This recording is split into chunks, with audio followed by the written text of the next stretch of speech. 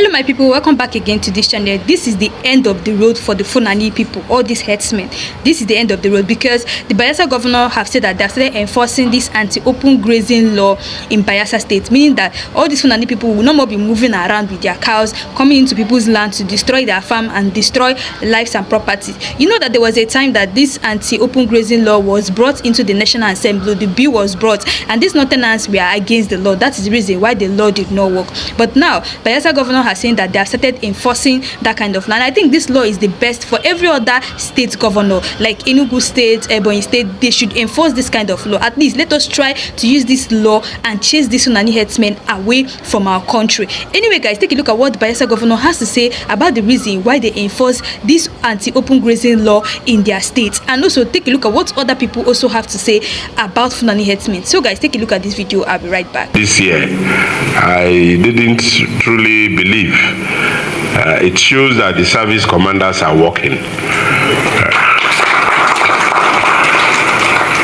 Because I thought the last meeting we had was in January, but looking at the minutes, it was in December. And so if there was no peace and security, you know, we would have been meeting more often.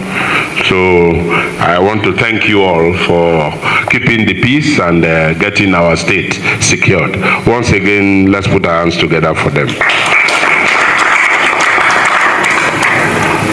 And so I'd like to commend you for the synergy that is existing amongst various security agencies in the state and with the government of the state.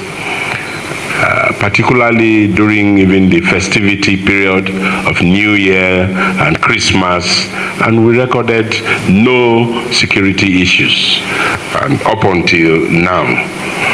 And again, we had our 5 years in office, and we tried to mark those 5 years in office, and all of it went smoothly. All the commissionings and everything, visitors that came, everybody came and was commending the state for the security and the peace. And so it is not just those of us the steering, it is also all of us in the inside of the vehicle who have piloted the state to safety. I also recall the seeming security threat was the issue of herders coming into farmlands, and there were instances that we had 1 or 2 persons were killed. And even at that, we were able to take over control and ensure that the herders did not continue with that kind of lifestyle that they are bringing from elsewhere to our state. And we reminded everybody that we have laws governing Bayelsa state, and one of it is anti-open grazing, and that nobody should bring his cattle or herds to Bayelsa and begin to go into farmlands, and harass and intimidate the rightful owners of the place. And I want to commend the security, because we actually went into it and ensured that anybody that was seen was so arrested, and we put the situation under control. And so going forward, I still want to charge you to be vigilant. And let us not allow our laws to be trampled upon by anybody in the state. That's the beauty of a federal system of government. You have federal government laws, you have state government laws. And so when you come into a state, you look at the state laws, and particularly laws that will actually lead to peace and security for service commanders. And so I appreciate you for ensuring that our laws are not being trampled on, and we will continue to ensure that cattle rearers do not come into Bayelsa to do open grazing. If you want to sell your cattle, you are free to do so, but not to come and do open grazing. If you want to do that, go and buy land. Buy your land, fence it, and keep your cattle in one place. And government will be aware that there is grazing taking place here. Now, there is an argument that most Fulani herders put forward in defense of their way of life. Now, let me attempt to put things in proper perspective. You see, nobody is asking anybody to mend his way of life to suit my own.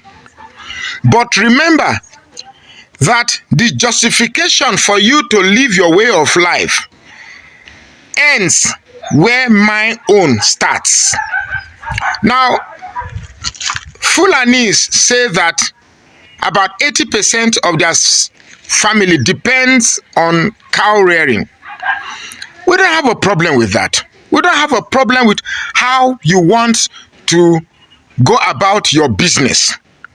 I respect anybody's business, but respect in this sense has to be reciprocal, has to be mutual. If you want me to respect your way of life, then you should also respect my way of life. For instance, I'm an Urobo man. My father did the business of Oguguru. My father cook Oguguru. Me, I follow cook Oguguru. My school fees, university where I go finish. Now Oguguru money they send me go school. But when I come to your place, you frown at me and prevent me from doing my business. And that's my way of life. But you choose not to respect it. But you want me to respect your way of life when you come to my place.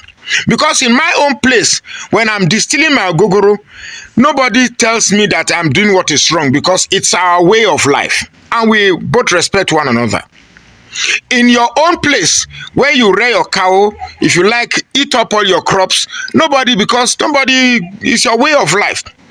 But where you take your way of life to another man's land and you say the man should bend his way of life to accommodate your way of life, now we're going to have a problem. That's where our problem begins. If you're carrying your way of life to my own space, you have to adjust to accommodate my own way of life. After all, the saying goes, if you're in Rome, you behave like who?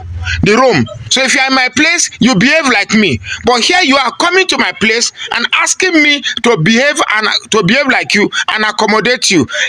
And it doesn't even end there, to also accommodate your excesses. Now, a young man was making a video saying that if we see Fulanis don't go to bushes with AK-47, that those are terrorists. Well, I applaud him for coming out to condemn it. So guys, I'm going to say this because everybody has been saying their own opinion. Number one, these Fulani people don't have respect. Yes, you cannot come into someone's land and you expect them to respect you when you don't respect them. Maybe, for example, maybe in Fulani land, maybe their way of life is that they carry their cattle and be on their cows and be going up and down, and these cows are eating grasses or eating their farm. It's okay if they accept it. But you can't come to another man's state, another man's land, and you carry your cows to eat up their harvest, which we know that is not our way of life. Us that are planting those crops there is for harvest because we want to sell it and get income. So you cannot come and destroy our investment just because you want to feed your own investment. That is selfishness. That is wickedness. And that's one thing they don't know about. That's one thing these Fulani people don't know. You see why the reason why everybody is shouting, let them put schools, like let them build schools in this Fulani, because I don't know if I would say many Fulani or many Northern people did not go to school and they don't know what they're talking about. They don't have knowledge about what they're talking about. That's why you see that when you see some videos of these Fulani people murdering people, massacring people, you just know that these people are heartless. They didn't go to school. They don't know what it is. Like they don't even know what education is. They don't, and that is what is disturbing these Fulani people. That's what is disturbing these Northerners till now. And the way Bayelsa governor has said that he's going to kick these Fulani people away from their land is just the best decision that every state governor should implement and enforce now. They should enforce this law, anti-grazing law. These Fulani people, you just see them, they will come to people's land, they'll carry their cows and be going everywhere. And on top of it, in another person's land, you're buying people a land that is not your own. They don't even fear, they don't even have fear at all. That's why you see that the people had to carry the laws into their own hands because they are tired. You can't come to people's land and be threatening them. It's not done anywhere. And I this is the best advice I'm giving to all the whole state governors out there. You guys should implement this anti-grazing law. It's actually going to help. At least we are going to chase these Fulani people back to their own land. If they want to graze their cows or their cattle, they should graze them there. They should graze their cattle and their cows there in their own land. They should not come to other people's land and say they want to graze, and you're spoiling people's farmland because you want to build your own investment. It does not make sense. And sometimes I feel that the governors are also involved in this thing, because tell me why they will say there's anti-grazing law in this state, but you see some of these Fulani herdsmen will still be allowed to enter the state, or is it that they are being paid to allow these Fulani herdsmen to enter the state? Because I don't know why, as a state governor, you guys don't want to enforce this anti-grazing law so that these Fulani herdsmen can leave your state entirely, because they're causing havoc. They're not doing anything good in the state. They're just causing havoc everywhere.